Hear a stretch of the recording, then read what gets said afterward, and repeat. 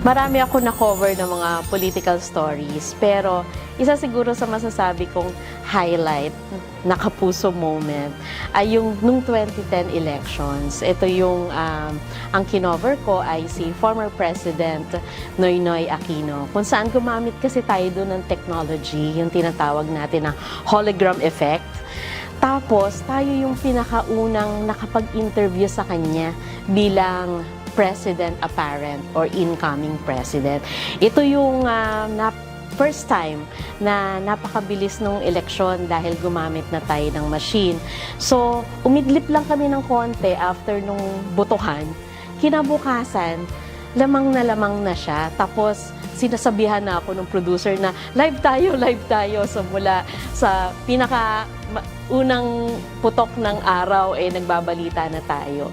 Tapos, nung napaka-clear na siya na yung mananalo, tayo yung pinakaunang nakakapag-interview sa kanya ng live at ginamitan siya nung hologram effect. So, para ang dating naalala ko pa, si Mike Enriquez yung nagbabalita, nasa studio siya. Tapos, parang nasa tabi lang niya si President Aquino. Pero that time, nasa Tarlac po kami. At kami nandun sa loob ng Hacienda Luisita. Tapos katabi ko siya. Tapos nandun yung setup natin. Tapos it was, para sa akin kasi ay ang high-tech nung election. Tapos ang high-tech nung ating coverage. Tapos nauna pa yung GMA.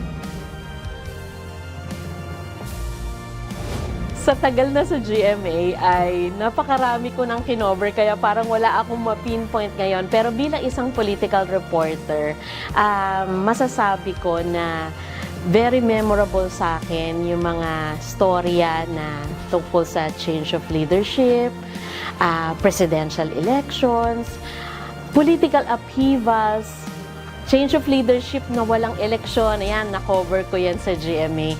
So, mahalaga to para sa akin kasi ito yung mga mapapanood